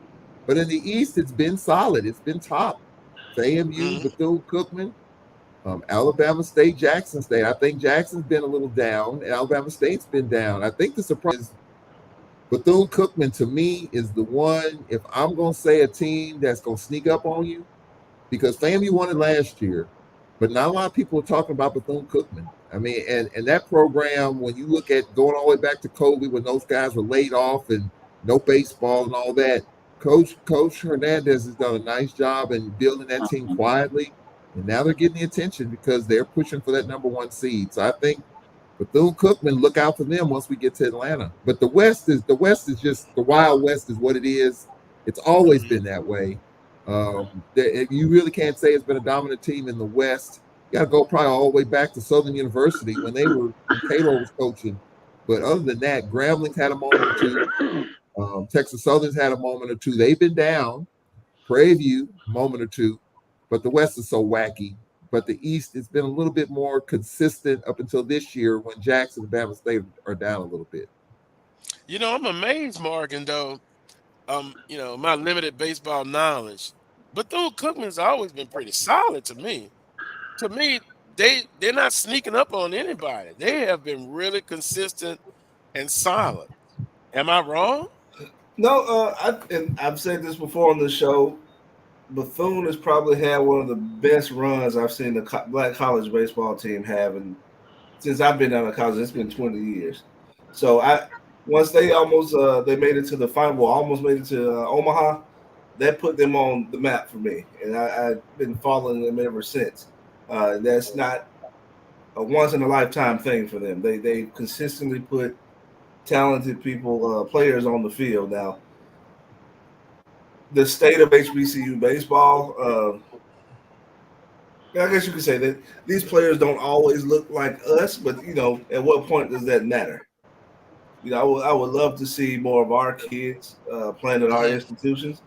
But at the end of the day, I mean, black baseball participation is bouncing back, is rebounding. And we're seeing a lot of black players at these predominant PWI institutions. But at our institutions, the flavor is a little more Latin, a little more our white brothers that we usually wouldn't have seen in the past. And you have to be able to recruit that landscape. And being where Bethune-Cookman is, they have done an excellent job of doing that. And they're not the only team in the SWAC that's taking advantage of that situation. And now, if we look, I guess, Charles, I'm intrigued by Grambling State. If it's close to consistency, and I know every team has gone on the losing streak. FAMU has been on the losing streak, correct? They've lost 2 in a row. Yeah, Grambling State intrigues me because we often talk about them in the regular season. Can they get to that door again and kick that door in? They're very intriguing to me. One have to be done with the bats. Pitching. And I said that again. Grambling, to me, may have the best 1 through 9 offense in the SWAC. And I firmly believe that. But on the flip side of it, does Grambling have enough pitching? I mean, they're kind of like the Jackson State of years past. They can score as many runs as they want to score. But when it gets to the bottom of the 9th inning, you need a 1-2-3 inning. You're up 10-7. Can you get that 1-2-3 out and win the game? And that's my only thing about Grambling. I mean, I've seen them. I saw them in the Cactus Jack. Grambling can score, but can Grambling's defense and pitching hold up? Especially pitching, I think. I think the defense is probably okay, but getting into that bullpen, just like a number of teams, they can score. But can you slug your way to the championship? I've asked that question 1,000,001 times here going into these SWAC tournaments. Jackson State couldn't do it when they were 24-0. They couldn't do it in that one deal with Southern when Crenshaw's first year. And, that's the question for me. What team can slug their way? Which team's got solid pitching? Grambling, to me, has got the bats, but do they have enough arms to get through Atlanta? I think that could be asked about every participant in that tournament. Quality, quantity. It appears to be a shortness of that. So who can put together the best complete patchwork, excuse the expression, with pitching to get it done over a week's time? I'm gonna. It's just really hard to say. That's what I say. It's gonna be a wild. It's really hard to say. It's really. I'm gonna. And Morgan, Richard, I'm gonna come back to. I'm a defending champs guy. Whomever is the defending champs, I'm going with them until they get knocked off the perch. Something tells me Florida A&M is going to be able to patch it together. I might be wrong, but I like Coach Shoup and the job he's done there. They've been near the top of the division, and I think they're hungry to try to win it again. I think I'm going to go with FAMU in terms of pitching, if you want to look at the arms. And then I always kind of go with Alabama State, always up there as well. Because leading up to the tournament, they got to get their rotations right. Don't they have to rest those guys and find out, like we were talking about earlier, you have make sure that your number 1 guy is ready to go to the first game of the SWAC tournament. Isn't that what they're gonna do this last week? Start working on their rotations, getting it right, getting it set right. Most of the teams right now will have that luxury. FAMU and Bethune, you can already book them. Alabama State is probably in the same position. Texas Southern, Grambling, like I said, Grambling, you don't have the arms to rest. You just got to go and got you to the dance. But you want to make sure you're set up. The nature of college baseball is these guys will probably be fine. Most of your weekend starters, they're used to this schedule as it is. Now it's just a little more pressure on them to get it done when it counts a little bit more. And saying what you say about Florida A&M, yes, you can't take anything away from them. They are the defending champions. So that's not a pick that I would say is wrong. But like I said, going with who would feel better than Bethune-Cookman to dethrone FAMU from the top of SWAC baseball. So, sounds like next week maybe a prediction's coming for Richard. Let me ask this question: is that number 2, number 3 start in the rotation? Is that number 2 guy perhaps will be a pitcher that we can look at, and I wonder which team has perhaps the best number 2 pitcher that can go game 2 in the tournament? There'll be something to look at. But one thing I am impressed, and I do not give many kudos again to Alabama State University. Their middle relief that I saw, I had the kid's name written down, and I misplaced it. But it's the same kid who came down against the Auburn Tigers and shut them down.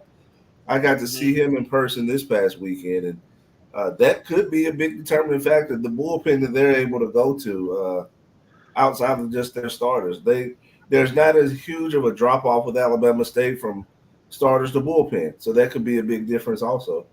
Alabama State could be a scary proposition especially with they have the ability to roll the pole too. Their center fielder is dynamic along with their second baseman. I know they've pretty much been in the conversation for all SWAC each of the last 3 years. So you have some teams coming in this tournament who have been here before. So it could be real interesting. Well, next week, gentlemen, have your predictions ready. And also a team that could cause trouble, dark horse, as well. We'll take a timeout. When we come back, it's called miscellaneous. Remember I talked about Mother's Day. Yeah, coming up if you got a memory to share. And also, we know what HBCU that you attended, but who would have been your second choice? Or what other schools that you perhaps would like to attend? I have two down. Unbelievable. And I may would have to have a bodyguard for one of my second choices based on what I've said over the years. But we'll talk about that to wrap up the show. You're watching the Carlos Brown Show right here on the Black College Sports Network. Since 2002, Empowerment Resources, Inc., a nonprofit organization, has empowered more than 1,500 youth and adults in Duval and surrounding counties.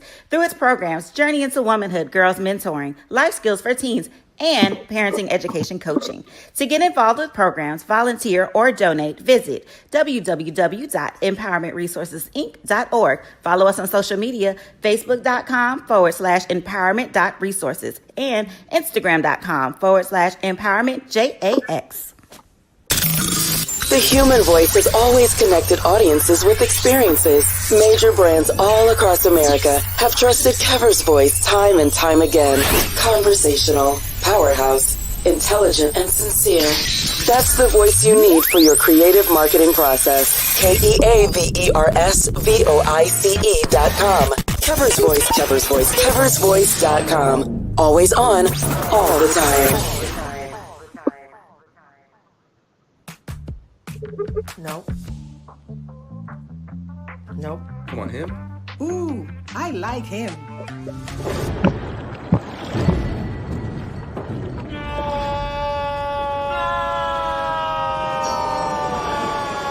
Quick, the quicker picker-upper. Bounty picks up messes quicker, and each sheet is 2 times more absorbent so you can use less. He's an 8. He's a 9. Bounty, the quicker picker-upper. From novice to aficionado, find yourself here. High quality cigars plus personal customer service. Slow Burn is Waco's only mobile cigar lounge, featuring a meticulous, curated collection of premium cigars. Visit our website, www.slowburnwaco.com. That's www.slowburnwaco.com.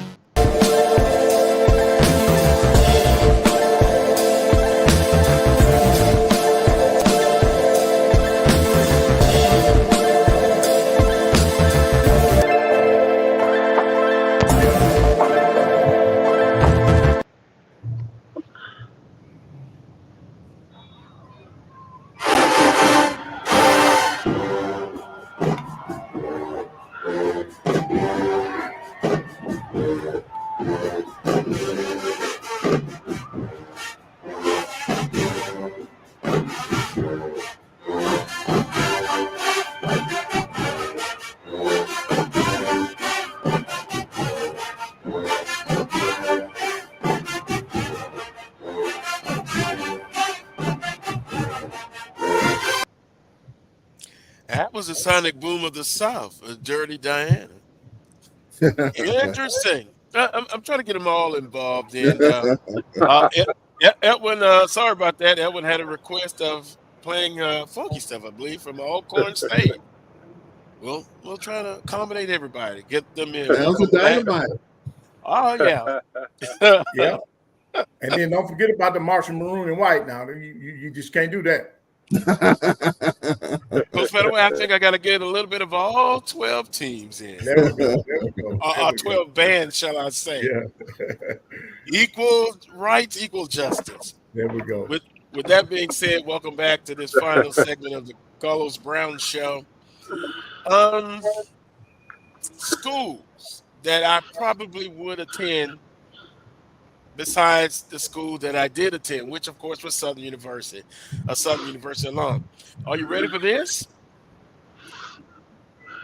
Alabama A&M. I visited the campus years ago.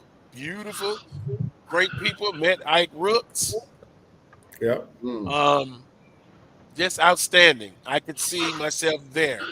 Also, in Jackson, Mississippi, Jackson State, because I look at their fan base and their alums. They're a lot like Southern University, arrogant, loud, confident, and cocky. So I think I'd fit right in there. VI love. How about you, Coach Pettaway? What's HBCU? The HBCU that I would have attended, I have two. Southern University and Hampton. And I'm going to tell you why both of those. You got water on your campus that's fishable. I would have been on your campus to fish. Oh, the mighty Mississippi, huh? Yep. I would have been bringing them in at Southern and at Hampton. and in fact, I almost took the Hampton job because the house that they had for the coach, it was right there on the water. And I said, no, I get fired because they'll be looking for me. I'm out here fishing. Yeah. But yeah, I would love in the SWAC is Southern and then Hampton would be the two HBCUs. Wheeler? Well, I'm gonna tell you, I got a combination story here. Uh-oh. Okay. When I was in high school, Tony Dorsett he was a freshman at University of Pittsburgh. Mm-hmm. And me and my best friend went to Pitt for an official visit. Mm-hmm. And he was our chaperone. Uh-oh. So he showed us around and wined us and dined us and the whole 9 yards with that. So I fell in love with the University of Pittsburgh, and that's where I wanted to go to school. So, and me and my friend, he played defensive back. We were going to, package deal that thing, and we were both going to Pitt. By the way, he wound up going to Pitt and becoming an All-American defensive back and got drafted in the 8th round by the Green Bay Packers back in '78, that sort of thing. But anyway, try to make a long story short. When they evaluated my stuff, naturally, I couldn't get in. Hey, I was not a good high school student at all. Okay.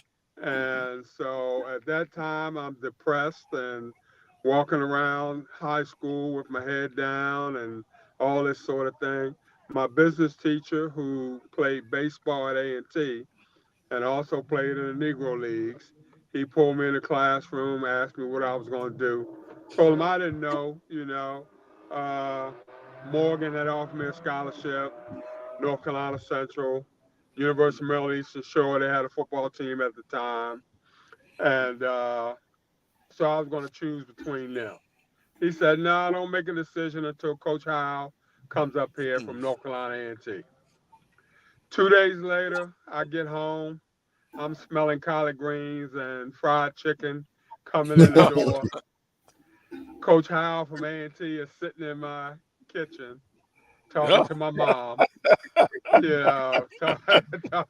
Talking to my mom, telling her about A&T and all that sort of thing. And so at the end of his spiel, he does a fantastic job.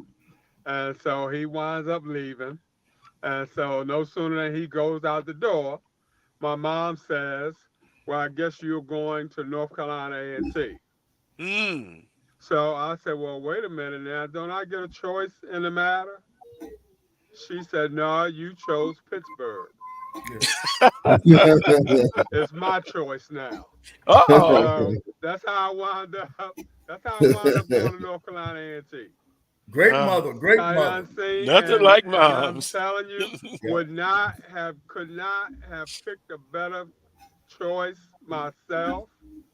would not have traded it in, Carlos, for anything in the world.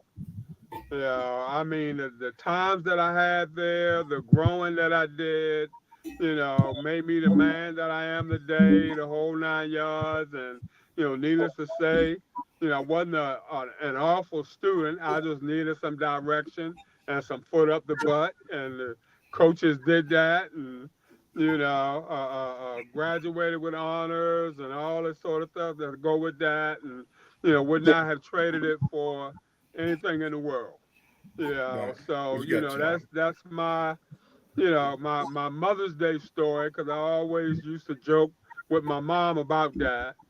And like I said, would not have traded it for anything. Awesome. Gotcha. 3-time All MEAC and all that kind of stuff to go with that, and all the accolades a person could wish for. Great education and great life after graduation, and I just can't complain at all. What Charles got? Well, Charles didn't have a choice.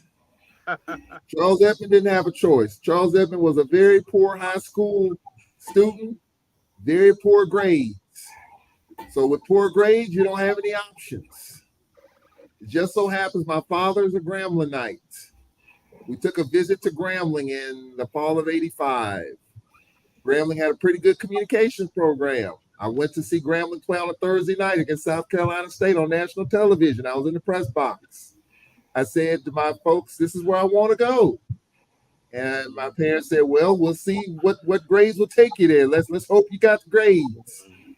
My grades were not that good, Carlos and gentlemen. It just so happens Grambling had what they call an open admissions policy. That means no matter what grades you had, Grambling was going to take you. Yeah. Grambling took me. I was in the remedial program to start. That's how they got you in. I don't know if they still have that now or not. But Grambling was my choice. That was my only choice. I really wanted to go to the University of Missouri because they had top flight journalism and broadcast programs. But there's no way in hell I could have got in with the grades I had. There's no way. They were not going to take me. So you take what you could get. So Grambling was my first choice, my 20th choice, my 50th choice, because that was it. There was nothing else for me. That's the only school I visited. And when I saw Grambling, hey, I loved it. Grambling changed my life, but Grambling was my only option because I didn't do what I was supposed to do as a student in high school. And guys, my parents were both teachers. Yeah. My parents, I should have had my butt whipped every day. But I was very blessed and fortunate that Grambling and their motto is everybody is somebody. And I take that to heart because I was a nobody coming out of high school because my grades dictated that. But Grambling gave me an opportunity. Right. What Richard? Well, coming out of high school, I actually had committed to Auburn as a junior to play baseball. Funny story is I got another recruitment from one of my coaches who said, have you thought about Rice? And I never heard of Rice. And a little bit I knew about them is they had a terrible football team. So I was like, no, I don't want to even take the visit there. Come to find out, Rice was probably one of the best baseball teams in the nation. So I missed out quite a bit on that. And the only other two schools I thought about considering, I had more football offers than I did baseball. The smaller football offer was to West Point. So I got a letter from my state representative, state senator, got accepted and turned it down because at the time I was not mature enough in my mind to want to go into the military, to which I would probably be retired now if I would have taken that. So I kind of regretted that one. But the only other school that I regret or have second thoughts about is I was raised a Tuskegee baby. So from my the youngest age where I can formulate thoughts, my entire childhood is based on the campus down at Tuskegee University. I still support the school, still love the school. My sister, who was 11 years older than me, she also went to Tuskegee. Well, my mother, 3 of my aunts, my uncle, my sister, and pretty much my entire family went to Tuskegee. But when I was in high school, 9th grade, my sister wasn't doing what she was supposed to do in the classroom. My mother, who was my superintendent, pulled me out of school and said, "Come ride with me." We went down to Tuskegee University. My mother went into the back of her class and sat there to observe her in class. And at that point, I said, Tuskegee will not be where I go to college. Interesting. Yeah, that's great. Interesting stories. Well, I just want to say happy Mother's Day to all the mothers, because I know we only have a couple more minutes. And mothers are the reason why all of us are on this podcast right now. So happy Mother's Day to all the mothers. Yeah, and my mother, Dolores, first name Price, she believed in discipline, warming the bottle. She loved her kids, all 3 of them, me included. But I tell you something else about her. She was always fantastic, always in style, no matter what she did. And on her birthday, 2009, with me by her side, she journeyed from this life on her birthday. And I said, "Mom, just always got to be extravagant." That's the way she came into this world, and that's the way she left. And so I always remember that day. And so Mother's Day, for those who mothers are still here or they've journeyed from this life, happy Mother's Day. Also, the grandmothers, the grannies, the stepmothers that raised kids, that stepped in if the mother was not there for whatever reason. Also, foster mothers, they've done it. So on that note, boy, they're so important. Oh yeah, and I know each and every one of you, you know how it feels on Mother Day. And boy, my mother believed in warming the bottom. I'm telling you. And she also believed in warming the bottom as she gave you a lecture. Yeah. And of course, none of us are not perfect. Right.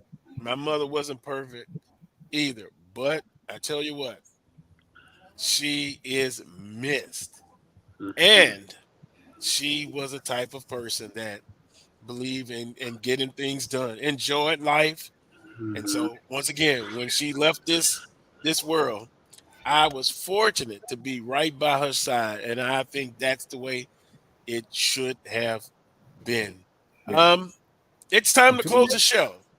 We appreciate Richard Williams, Charles Edmond, Willa Brown, Coach Pettaway, and everybody in the chat room.